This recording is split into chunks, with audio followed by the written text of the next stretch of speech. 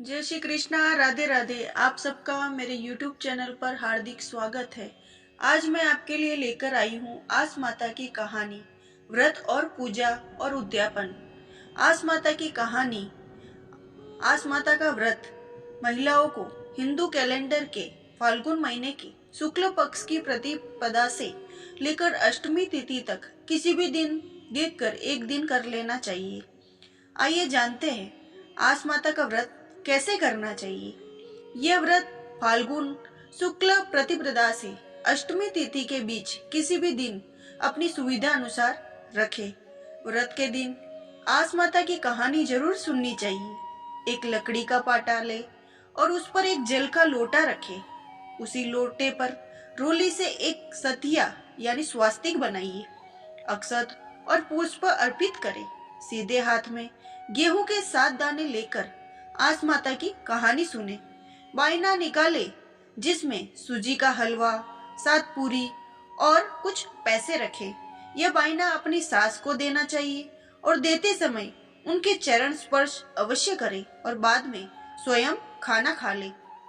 ऐसा माना जाता है कि यदि किसी के घर में पुत्र का जन्म हो या उसकी शादी होने जा रही हो तो आस माता का उद्यापन करना चाहिए। इसमें 7 जगह 4-4 पूरी और हलवा रखना चाहिए। उसके ऊपर पैसे रखकर सास के पैर छूकर देना चाहिए। अब सुनते हैं आस माता की व्रत कहानी। एक आलसी था। वह जुआ खेलता था और अनेक व्यसनों में लुप्त रहता था। जब जुए में हारता या जीतता था, ब्राह्मणों को अवश्य भोजन कराता था। एक दिन उसकी भाभीियों ने कहा कि तुम तो ही हारो या जीतो, दोनों स्थिति में ब्राह्मण जिमाते हो, ऐसा कब तक चलेगा। यह कहकर भाभीियों ने उसे घर से निकाल दिया। वह घर से निकल दिया गया तो वह शहर चला गया और आस माता की पूजा करने बैठ गया। तभी एक खबर पूरे शहर में आग की तरह फैल गई कि एक जुए का बहुत अच्छा खिलाड़ी शहर में आया है। वहां के राजा तक भी यह खबर पहुंची और राजा उसके साथ जुआ खेलने जा पहुंचा। जुआ खेलते खेलते राजा अपना सारा राजपाट जुए में हार गया। आलसी ने तुरंत राजपाट पर कब्जा कर लिया और स्वयं राजा बन बैठा।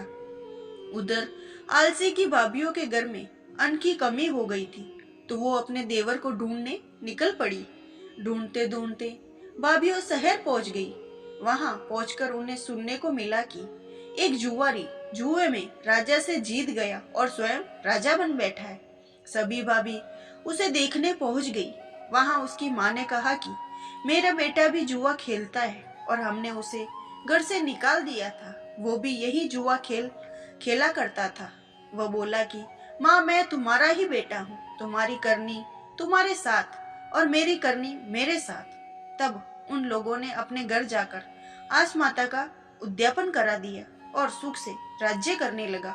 हे आस माता, जैसा आलसी को राजपाट दिया वैसा सबको देना। और ये कथा यही समाप्त होती है। अगर आपको मेरी आस माता की कथा अच्छी लगी हो तो मेरे चैनल को सब्सक्राइब करना और बेल आइकन को प्रेस करना ताकि आने वाली वीडियो आप तक पहुंच सके। आपका बहुत बहुत धन्यवाद।